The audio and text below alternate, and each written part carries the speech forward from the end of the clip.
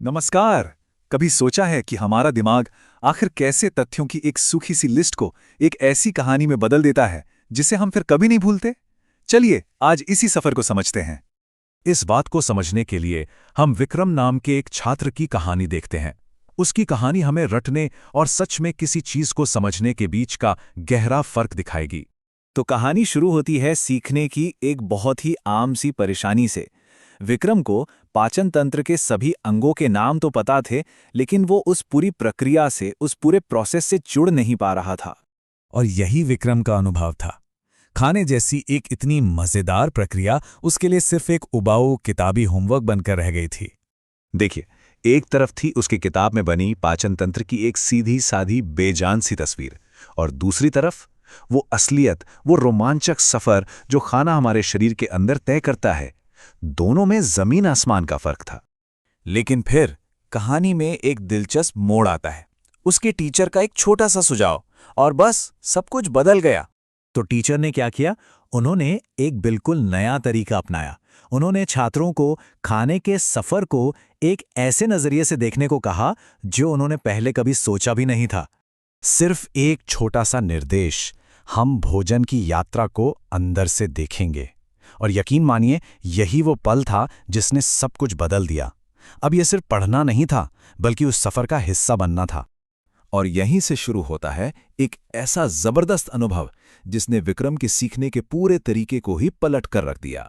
तो विक्रम ने क्या महसूस किया? उसने कल्पना की कि वो खुद एक चलती हुई सुरंग के अंदर है।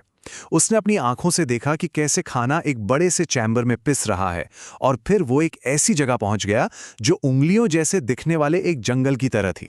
वो असल में एक बहुत जरूरी बायोलॉजिकल प्रोसेस देख रहा था, लेकिन इस बार ये सिर्फ किताब में लिखा एक शब्द नहीं था। और ये वो पल था जब सारी कड़ियां जुड़ गईं। अवशोषण या एब्जॉर्प्शन जैसा एक मुश्किल शब्द अब उसके लिए एक जीती जागती चलती फिरती तस्वीर बन चुका था। इस एक अनुभव ने विक्रम के सोचने और समझने के तरीके में एक बहुत ही गहरा बदलाव ला दिया। अब देखिए, पहले उसके लिए पाचन क्या था? सिर्फ कुछ अंगों की एक लिस्ट जिसे परीक्षा के लिए क्रम में रटना था। लेकिन अब उसकी समझ इतनी पक्की हो गई थी कि वो मजाक मजाक में छोटी आंत के अंदर से एक पोस्ट कार्ड लिख सकता था।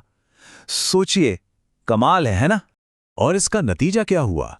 अब विक्रम पूरे पाचन तंत्र को सिर्फ रट नहीं सकता था, बल्कि वो उसे पूरे आत्मविश्वास के साथ बना भी सकता था, एक एक मोड़, एक एक चौड़ी जगह के साथ।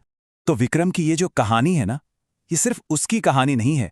इसमें हम सब के लिए एक बहुत बड़ा सबक छुपा है कि हम असल में सीखते कैसे हैं। तो असली सीख क्या है? असली और गहरी समझ तब आती है जब हम किसी चीज को अंदर से देखते हैं, जब हम एक प्रक्रिया को कहानी में बदल देते हैं, जब मुश्किल शब्दों को हम किसी हरकत या जगह से जोड़ पाते हैं।